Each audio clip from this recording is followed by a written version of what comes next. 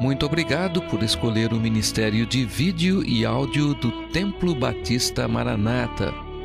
Depois de ouvir esta mensagem, visite o nosso site www.tbm.org.br.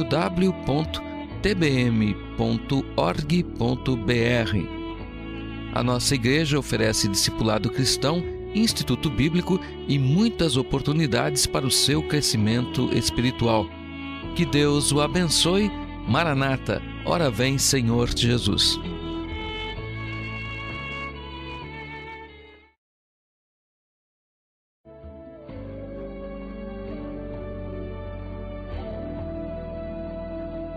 Muito obrigado por escolher o Ministério de Vídeo e Áudio do Templo Batista Maranata. Depois de ouvir esta mensagem, visite o nosso site www.tbm.org.br.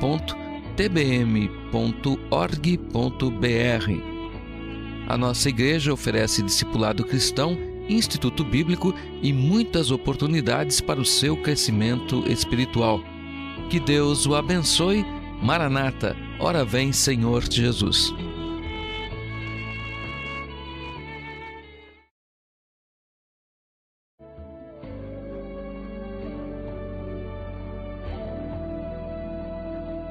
Muito obrigado por escolher o Ministério de Vídeo e Áudio do Templo Batista Maranata. Depois de ouvir esta mensagem, visite o nosso site www.tbm.org.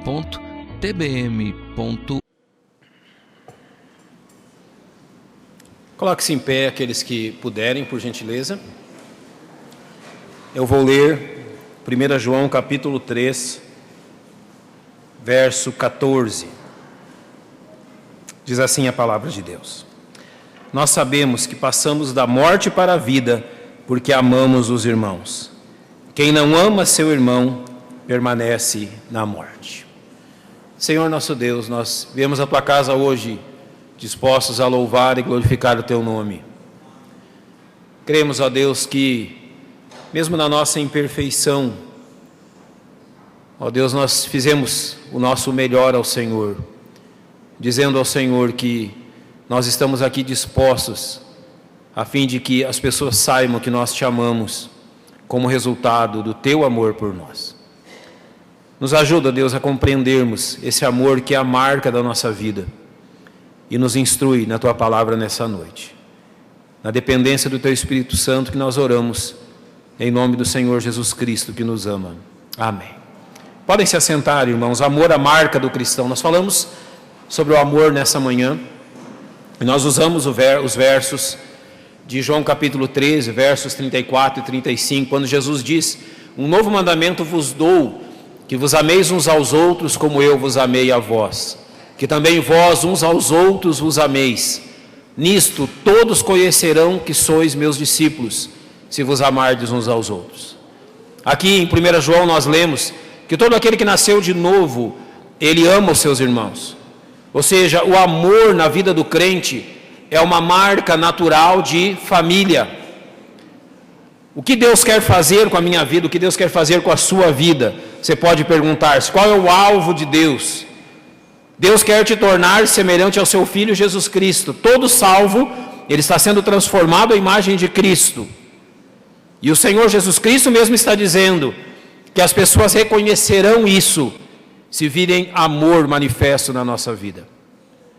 Então, o objetivo de Deus em trabalhar conosco, o objetivo de Deus em nos moldar, o objetivo de Deus em consertar as questões que estão erradas em nossa vida, e o objetivo dele principalmente em nos dar vida e nos fazer novas criaturas, é que nós demonstremos a esse mundo o amor dele. Isso é incrível. A fim de demonstrar o seu amor, Deus deu o Senhor Jesus Cristo, seu Filho unigênito. A fim de demonstrar o seu amor, Deus estabeleceu a igreja. A fim de demonstrar o seu amor, Deus está trabalhando na minha e na sua vida. Ou seja, Deus quer que todo ser humano que passa por esse mundo saiba que se há alguém que o ama, esse alguém é Deus. E olha agora, observe a nossa responsabilidade diante disso. O verso diz claramente que assim ou nisto, todos conhecerão que sois meus discípulos, se vos amardes uns aos outros. Deus está dizendo a nós que o nosso testemunho para com esse mundo é o amor de Deus refletido na nossa vida. Assim como os planetas que não têm luz própria, como a Lua, por exemplo, refletem a luz do Sol, Deus está nos chamando não a refletir o nosso amor, mas o amor dele refletido em nós e atingindo as outras pessoas. As pessoas estão orando, e eu creio que muitos oram assim: Deus, demonstra o teu amor por mim. E sabe qual é a resposta dele? É colocar você ao lado dessa pessoa. As pessoas estão clamando por demonstrações do amor de Deus. E sabe o que Deus faz? Deus trabalha para que em algum momento você esteja do lado dela. Como ela vai conhecer o amor de Deus? Exatamente através dos alvos do amor de Deus, você. Às vezes a gente esquece isso, né? Às vezes o nosso comportamento não demonstra isso. Às vezes esquecemos que Deus quer refletir algo através de nós. E deixamos realmente que esse reflexo não seja visto em nossa vida. Amor, a marca do cristão, quer dizer que nós seremos conhecidos pelo amor de Deus demonstrado em nós. Então eu quero dizer 3 coisas aos irmãos nesta noite. Primeiro, o amor, o que representa para o cristão. Em segundo, o amor, uma prova de transformação. E terceiro, amor, uma prova de vida espiritual. Ou seja, o amor demonstra quem somos, o amor demonstra como nós mudamos e o amor demonstra que estamos vivos. Comecemos pelo fato, o amor, o que ele representa para o cristão. Eu gosto muito do texto que nós vamos ler agora, 1 João capítulo 3, que diz assim: vede que grande amor nos tem concedido o Pai, que fôssemos chamados filhos de Deus. É muito interessante isso. João, ele nos escreve não só de um amor, mas de um grande amor. Vede, ele está nos chamando a atenção, contemplem isso, o grande amor que Deus nos tem concedido. E aqui, desse texto que nós lemos, em 1 João 3, eu creio que principalmente 4 coisas ficam muito bem estabelecidas para nós. 4 verdades sobre esse amor de Deus apenas nesse texto. E uma delas, ou a primeira delas que eu quero falar, é sobre a graça de Deus. Ele diz assim: vede que grande amor. Nota então que é chamado a nossa atenção para a ação de Deus em relação à nossa vida. Deus tem demonstrado um grande amor por nós. Deus tem demonstrado um imenso amor por nós. E isso fica bem estabelecido quando nós lembramos de onde Deus nos tirou para nos trazer aqui nessa noite. Isso fica muito bem estabelecido, a graça dele, quando nós lembramos as coisas que nós amávamos antes desse amor nos atingir. Irmãos, quantos de nós foi tirado realmente de um lamaçal de pecado, escravizados por toda sorte de vícios, e você olha: pastor, isso não aconteceu comigo. Engano, aconteceu com todos nós, adoradores de nós mesmos, egoístas, idólatras da nossa própria face, do nosso próprio ego, amávamos apenas a nós mesmos e mais ninguém, e o grande amor de Deus nos transformou de tal forma, que ele diz: olha, vede que grande amor, que transformou pecadores em filhos de Deus. Isso é um grande amor. Isso fica estabelecido quando Romanos diz assim, que Deus prova o seu amor para conosco, em que Cristo morreu por nós, sendo nós muito bonzinhos. Nós éramos perfeitos, realmente alvos perfeitos do amor de Deus. A Bíblia diz nada disso, meu irmão. A Bíblia está dizendo que Deus nos amou quando nós éramos pecadores, e se você ler o verso 11 do mesmo capítulo, ele está dizendo que Deus nos amou, não sendo nós amigos dele, mas inimigos dele. Deus ama seus inimigos. Deus tem todo o direito de mandar que nós amemos os nossos inimigos, porque ele nos amou enquanto nós éramos inimigos dele. Às vezes a gente esquece isso, gente. Às vezes a gente esquece de onde Deus nos tirou. Nós esquecemos da idolatria que Deus nos arrancou, dos vícios onde Deus nos chamou, do egoísmo de onde Ele nos tirou. Ele diz: vede que grande amor, vede a manifestação gloriosa da graça de Deus. E não somente isso, grande amor nos tem concedido o Pai. Então aqui ele coloca mais um fato além da graça. Esse grande amor fez de Deus nosso Pai.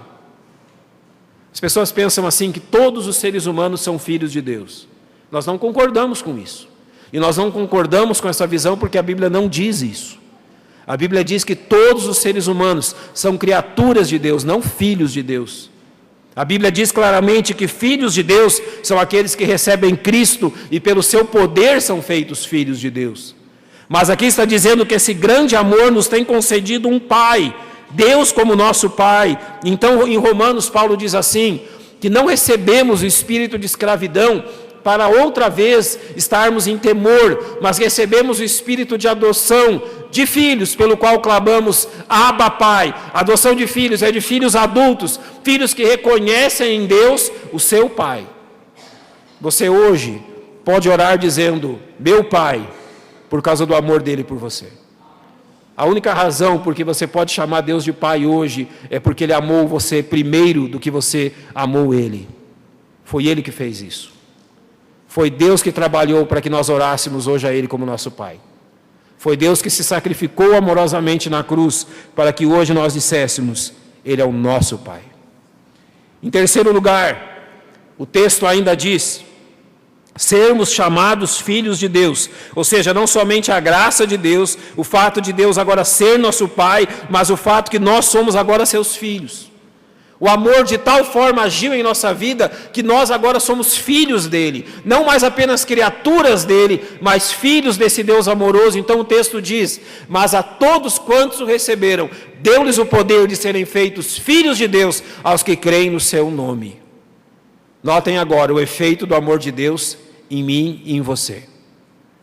Me transformou de tal forma, o amor de Deus de tal forma me atingiu, que agora Deus olha para mim como um filho. Ele é o meu Pai, eu olho para Ele como meu Pai, e pelo amor dEle, Ele olha para mim e me chama de filho. Irmãos, as pessoas querem ter tantos condecorações nesse mundo, querem que o mundo os reconheça de todas as formas. Observe bem, não há honra maior do que Deus olhar para você e chamar você de filho. Não há glória maior do que você acordar pela manhã e saber, eu como filho de Deus viverei mais um dia que o meu Pai me deu. Nós buscamos tanta coisa no mundo e não nos damos conta do grande privilégio que nós temos. Somos chamados filhos de Deus. E o que Deus está fazendo? O texto ainda diz que nós seremos como Ele é, ou seja, como Cristo é. Então esse amor nos tem levado à semelhança com Cristo. Quando Deus olha para nós, Ele vê Jesus. Nós estamos sendo transformados na imagem de Cristo. Quando Deus olha para nós, Ele vê o Filho unigênito, a qual nós somos chamados de família de Deus por causa dEle. Quando Deus olha para nós, Ele vê o seu Filho, que em amor deu a sua vida na cruz no Calvário. Todas as vezes que Deus olha para nós, a cruz do Senhor está ali. Todas as vezes que Deus olha para nós, as mãos perfuradas estão ali. Todas as vezes que Deus olha para nós, o bendito sangue vertido na cruz está ali. E só por isso que eu e você vamos chegar no céu. O amor de Deus nos conduz a sermos como seu Filho. E o amor de Deus nos conduz a sermos cidadãos da pátria celestial. Está reservado a esses vasos do amor de Deus, a esses alvos do amor de Deus, serem semelhantes a Cristo. O pioneiro da salvação deles, aquele que estabeleceu uma âncora firme no céu, que abriu as portas da casa de Deus para nós, e Ele mesmo claramente nos diz, eu vou preparar-vos lugar. Tudo isso por quê? Por causa do amor. Quantas vezes nós temos refletido sobre o amor de Deus? Quantas vezes nós temos valorizado exatamente o fato que Deus nos ama? Irmãos, por vezes nós nos pegamos deprimidos, em outras vezes nos pegamos rebeldes, em outras vezes nos pegamos amargurados, em outras vezes nos pegamos ressentidos. Eu estava pensando sobre e meditando sobre ressentimento essa semana, e eu ia por um lado, ia por outro, olhava versos da Bíblia, fatos que a Bíblia narrava, e eu sempre chegava num ponto. E eu andava para todos os lados e sempre dava no mesmo ponto. Sabe qual era? Que em última análise, ressentimento sempre é um ressentimento contra Deus. Eu culpo as outras pessoas, eu falo das outras pessoas, mas ressentimento sempre chega que no fato, o meu ressentimento e a minha amargura é contra Ele. E agora, o que nós estamos falando aqui? Vede que grande amor nos tem concedido o Pai. Ou seja, todo tipo de amargura, de ressentimento que eu demonstro contra a pessoa que mais me ama. Como? Como eu posso demonstrar ressentimento por alguém que deu seu próprio filho por mim? Como eu posso demonstrar ressentimento por alguém que demonstrou o seu amor de tal forma por mim? Irmãos, a visão do amor de Deus devia nos levar a uma gratidão tremenda e diária pelo nosso Deus e por o que Ele fez por nós. Esse é o valor da marca que Ele estabeleceu em nós. O amor dEle. Por que ficar lembrando de fatos tristes que nos amarguram e ressentem, quando Deus nos chama a olhar para a cruz e para o amor dEle? Se Ele olha para mim e vê Cristo, vê a cruz, vê as marcas nas mãos do meu Salvador, quem sou eu para olhar para o meu Deus e ver ressentimento? Da mesma forma, eu devo olhar para o meu Deus e ver o amor que Ele tem demonstrado por mim. Em segundo lugar, o amor é uma prova de transformação. O amor realmente demonstra que a minha vida foi transformada por esse Deus de amor. O amor é a maior marca de transformação na vida do ser humano. E eu quero aqui estabelecer pelo menos duas questões muito bem estabelecidas biblicamente que demonstram essa grande transformação. Primeiramente, o amor produz uma nova visão. O amor muda a minha forma de ver as coisas.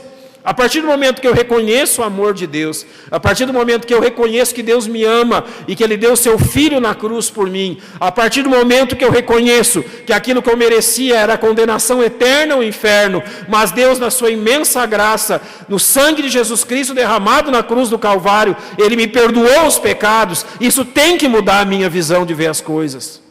Isso não pode fazer com que após conhecer um tão grande amor, eu permaneça vendo as outras pessoas da mesma forma que eu via antes. E observa bem como isso na vida dos primeiros discípulos mudou muito a vida deles. Observa o que diz Atos capítulo 4. Não havia, pois, entre eles, os discípulos de Jesus, necessitado algum, porque todos os que possuíam herdades ou casas, vendendo-as, traziam o preço do que fora vendido e o depositavam aos pés dos apóstolos. E repartia-se a cada um segundo a necessidade que cada um tinha. Irmãos, vamos ser sinceros. A forma que nós temos humanamente é o quê? Se temos algo, ou nós vamos aplicá-lo ou nós vamos guardá-lo. Mas será nosso de todas as formas. Nós vamos pensar sempre em primeiro lugar nas nossas necessidades. Nós vamos pensar sempre em primeiro lugar na minha segurança, na sua segurança. Apenas depois da minha segurança estar estabelecida e aquilo que sobrar pode ser usado então para a segurança ou para o bem-estar de outra pessoa. Às vezes nós brincamos, não é? Falamos assim, olha, 2 judeus negociaram, quem saiu perdendo, você sabe? O governo. Não deu negócio. Eles não fizeram negócio, então vão pagar imposto. Eles são conhecidos pelo quê? Guardam, seguram, não é? Grande parte dos bancos desse mundo está na mão deles. Mas aqui são judeus de quem está falando isso, que eles vendiam as suas propriedades e repartiam segundo a necessidade de cada um. Isso é normal? Você vê isso todos os dias? Não. Por que isso aconteceu? Porque o amor de Deus mudou a visão deles sobre as outras pessoas. Mudou a visão deles sobre o próximo e sobre como abençoar o próximo. Nessa nova visão, Jesus diz, até o inimigo não é mais inimigo. E aquele que possui inimizade contra nós se torna também alvo do nosso amor. Uma segunda questão que muda. Não somente a visão, mas aquilo que nós chamamos de ambição. O amor produz uma nova ambição. E aqui em Mateus 16 está escrito assim, porque aquele que quiser salvar a sua vida, perdê-la-á. E quem perder a sua vida por amor de mim, achá-la. Irmãos, Deus nos criou com N portas de segurança para que nós não tiremos e não percamos a nossa própria vida. O medo, o temor são portas assim, ou seja, nós somos levados sempre a preservar a nossa vida. Nós preservamos a nossa vida até o último instante. Morrer não está realmente na nossa constituição. Nós não estamos preparados para morrer. A morte é uma invasão da nossa vida. E nós não queremos ela, nós queremos afastar a morte de todas as formas possíveis. Nós não queremos nem pensar nela, muito menos que ela esteja presente agora em minha vida. Mas observa bem aquilo que Jesus está dizendo. O amor de tal forma muda a nossa ambição, que ao invés de querer salvar a nossa vida, nós estamos dizendo para Deus e para os nossos irmãos: está aqui minha vida, use-a até o fim. É uma nova ambição. Se percebe que realmente a vida, ela foi dada por Deus para ser gasta em amor. Sabe quando a sua vida tem valor? Sabe quando a minha vida tem valor? Nas mãos de Deus. Quando Deus amorosamente a gasta para alcançar a vida de outros. A sua vida guardada no seu bolso não vale nada.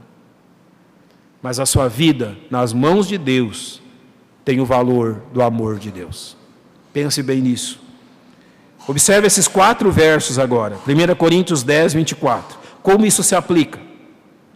Ninguém busca o proveito próprio, antes cada um o que é de outrem. Notem, se não for o amor, isso não se torna real. Todos nós temos a tendência pecaminosa de buscarmos aquilo que é o nosso desejo, mas está dizendo ali por Paulo: ninguém busque o seu próprio desejo, o seu próprio proveito, antes cada um o que é de outro. Isso é em razão do quê? Do amor de Deus derramado em nossa vida. Então Paulo diz também aos Filipenses: não atente cada um para o que é propriamente seu, mas cada qual também para o que é dos outros. Ou seja, a preocupação pela necessidade dos meus irmãos. Isso é fruto do amor. Paulo também escreve aos Coríntios no capítulo 10, como também eu em tudo agrado a todos, não buscando meu próprio proveito, mas o de muitos, para que assim se possam salvar.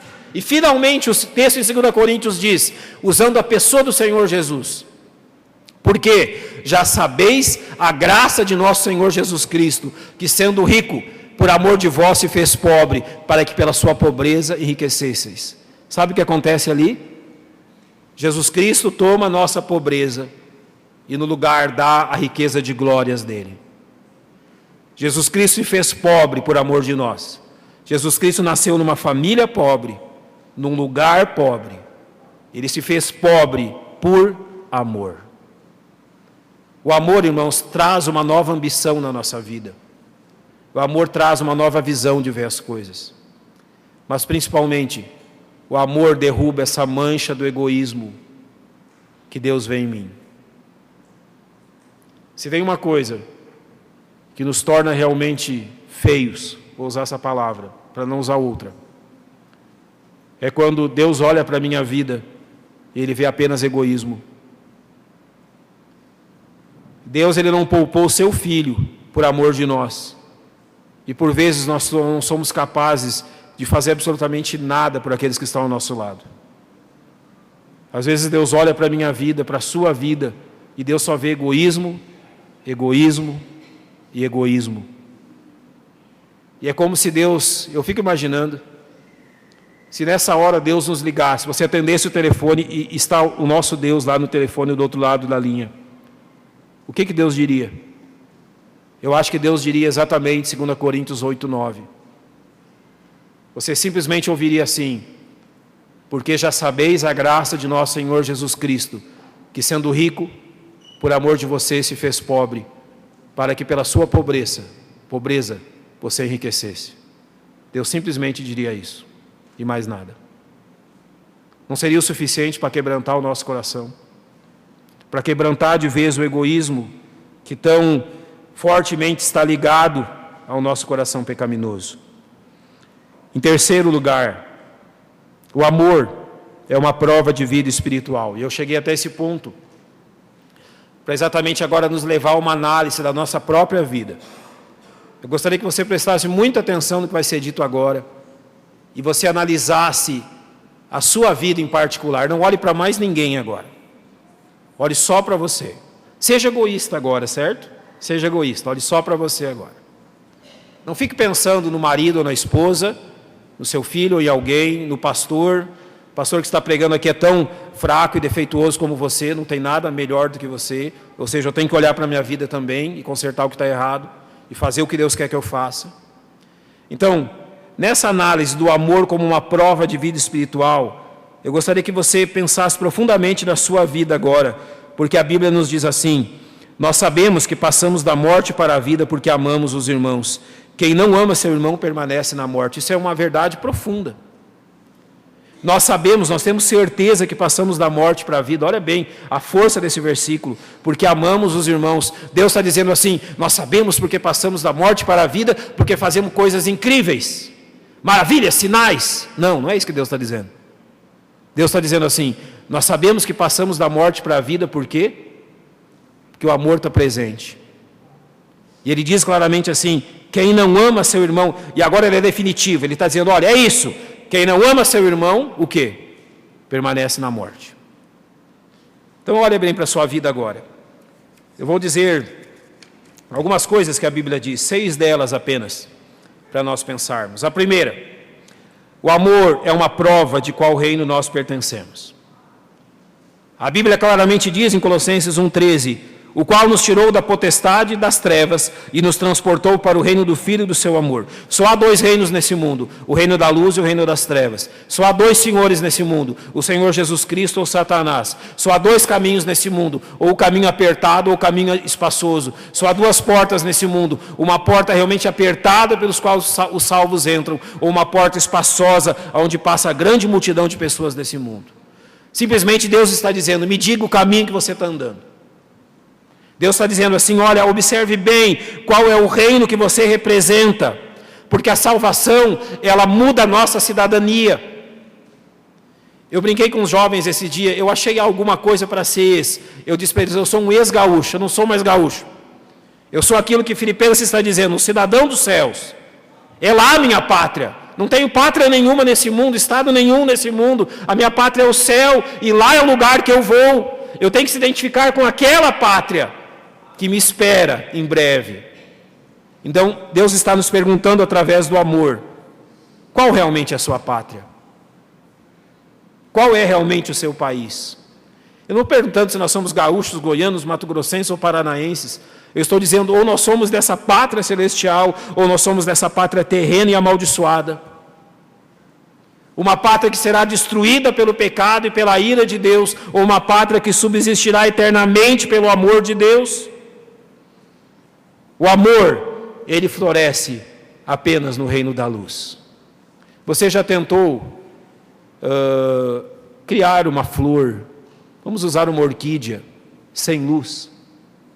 Eu sei que já descobriram plantas que crescem sem a fotossíntese, sem a presença de luz, mas são raríssimas.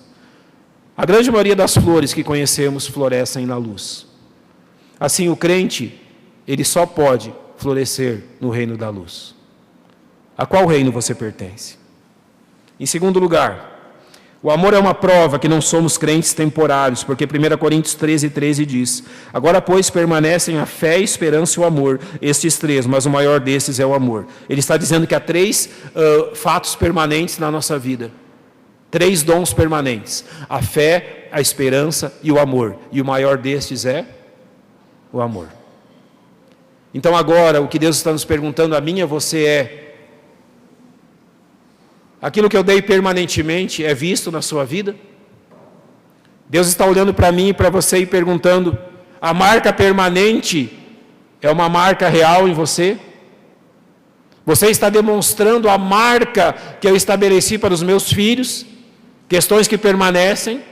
Eles têm uma esperança viva, eles têm uma fé inabalável, mas eles também têm um amor sacrificial. Então o nosso Deus nos pergunta: essa marca está presente? Em terceiro lugar, Gálatas capítulo 5, verso 6 diz: porque em Jesus Cristo nem há circuncisão, nem a incircuncisão, ou seja, são coisas exteriores. As coisas exteriores não têm valor algum, mas sim a fé que opera pelo amor. Então você pode estar dizendo para mim: pastor, realmente eu tenho fé, eu creio no meu Deus, e Deus está perguntando assim para mim e para você: e a tua fé opera pelo amor? A terceira prova, uma prova de fé operante: o amor é uma prova de fé operante. Você tem fé? Tiago diz: então demonstre pelas suas obras. Você tem fé? Então demonstre pelo amor sacrificial. Essa é a pergunta. Meus irmãos, Deus não está pedindo que nós subamos o Monte Everest, Deus não está pedindo que atravessemos o Atlântico a nado, Deus não está pedindo que façamos grandes proezas, Deus simplesmente está dizendo se a nossa fé realmente é uma fé que é vivida em amor, sim ou não. Se nós já nos jactanciamos, nos orgulhamos tanto da nossa fé, Deus está dizendo, está bem. Agora, até que ponto a tua fé ama?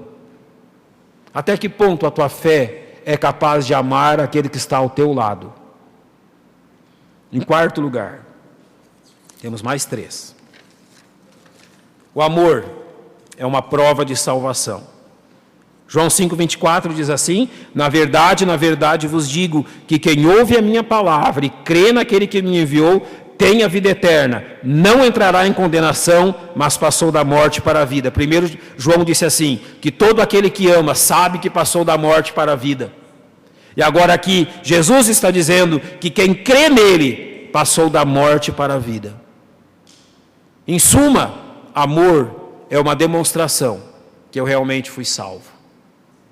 É uma demonstração que o Espírito Santo habita em mim, porque a Bíblia diz assim, que o fruto do Espírito é o quê? Amor.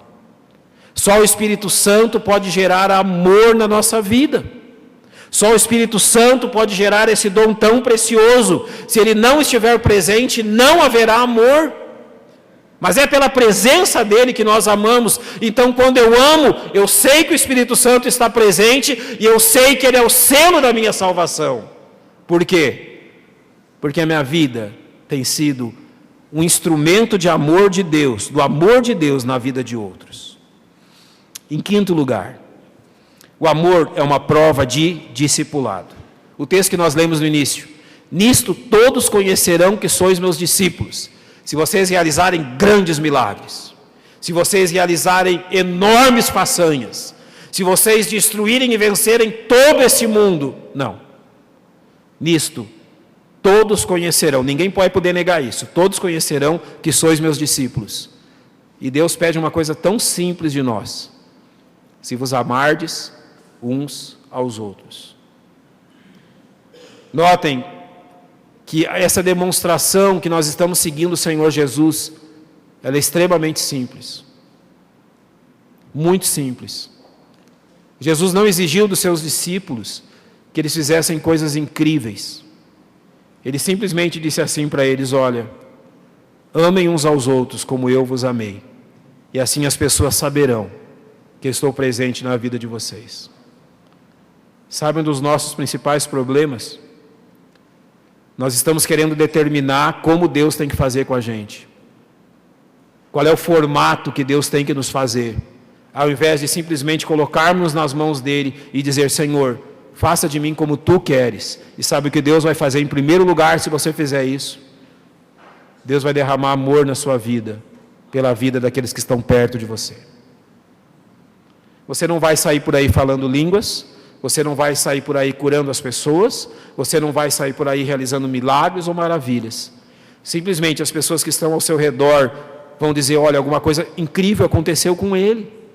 Alguma coisa incrível aconteceu, eu tenho que saber o que aconteceu com essa pessoa. E elas vão querer saber, e elas vão atrás de saber, e simplesmente você vai dizer para elas o seguinte: olha, eu entendi que ele me ama, e foi apenas isso, o amor dele na minha vida. Em sexto e último lugar, o amor é uma prova que estamos crescendo no conhecimento do amor de Cristo. Efésios 3 diz assim: para que Cristo habite pela fé nos vossos corações, a fim de estando arraigados e fundados em amor. Aqui arraigados é muito interessante. Arraigados é a imagem de uma árvore. Então o amor seria o solo. E aqui está a árvore sobre o solo. Arraigados quer dizer, é o contrário de desarraigado, não é? Desarraigado é arrancado pela raiz. Arraigado quer dizer que as raízes estão profundamente penetradas nesse solo amoroso e estão se alimentando desse solo. Então ali está dizendo que nós estamos arraigados e fundados. É o amor que as nossas raízes, a raiz da nossa vida entrou profundamente nesse solo de amor e ele tem alimentado a nossa vida. E para isso, ele diz, para poderdes perfeitamente compreender com todos os santos. Olha só o que ele quer que nós compreendamos: a largura, o comprimento a altura e a profundidade. Do quê? E conhecer o amor de Cristo, que excede todo o entendimento, para que sejais cheios de toda a plenitude de Deus. Quando que nós vamos ser cheios de toda a plenitude de Deus? Quando nós compreendemos como Deus nos ama. Sabe por que você não está crescendo espiritualmente? É uma das possibilidades, porque você não está começando do ponto certo. O ponto inicial é o amor de Deus, é compreender a largura, o comprimento, a profundidade do amor de Deus na sua vida, compreender realmente esse fato que você está arraigado no amor de Cristo. É um amor que excede todo o entendimento, quer dizer que nenhuma ciência nesse mundo pode explicá-lo. Nenhuma ciência nesse mundo pode dizer o que ele é. Ele simplesmente não é para ser explicado, é para ser vivido. O amor de Deus é para ser vivido. Você está crescendo espiritualmente? Você está crescendo no conhecimento de Cristo? Vamos usar apenas esse ano. De janeiro, 31 de maio, passaram 5 meses. O que mudou na sua vida nesses últimos 5 meses? O que você aprendeu aqui na igreja? Você pode dizer assim: pastor, esses 5 meses desse ano eu conheço Deus mais do que eu conheci em 2014. Pastor, eu compreendo melhor hoje o amor de Deus por mim. E sabe de que forma? Pastor, eu tenho vencido a amargura, eu tenho vencido a ingratidão, eu tenho vencido o ressentimento, eu tenho vencido a ira, porque eu estou compreendendo melhor o amor de Deus por mim. Você pode olhar para esse ano e dizer que você cresceu. Se isso não aconteceu, você precisa colocar esse verso em prática. Cristo precisa habitar profundamente no seu coração.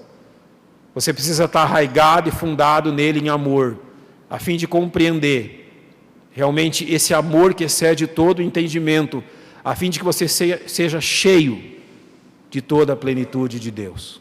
Por onde isso começa? Pelo amor.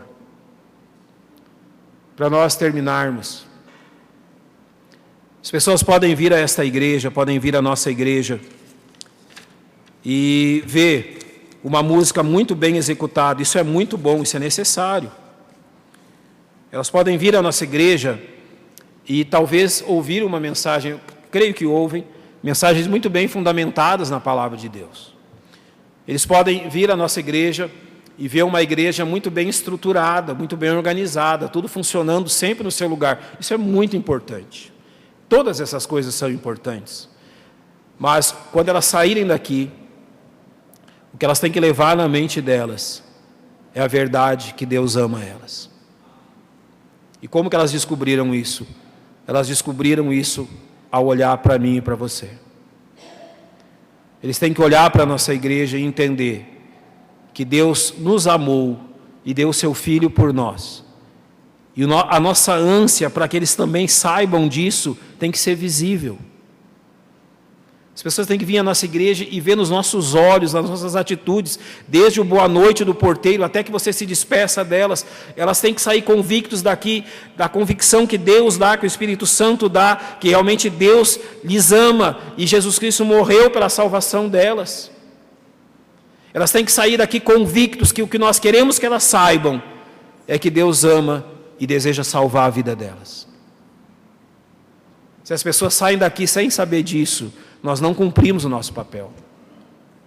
Então, irmãos, cresçamos em amor, cresçamos em Cristo. Por quê?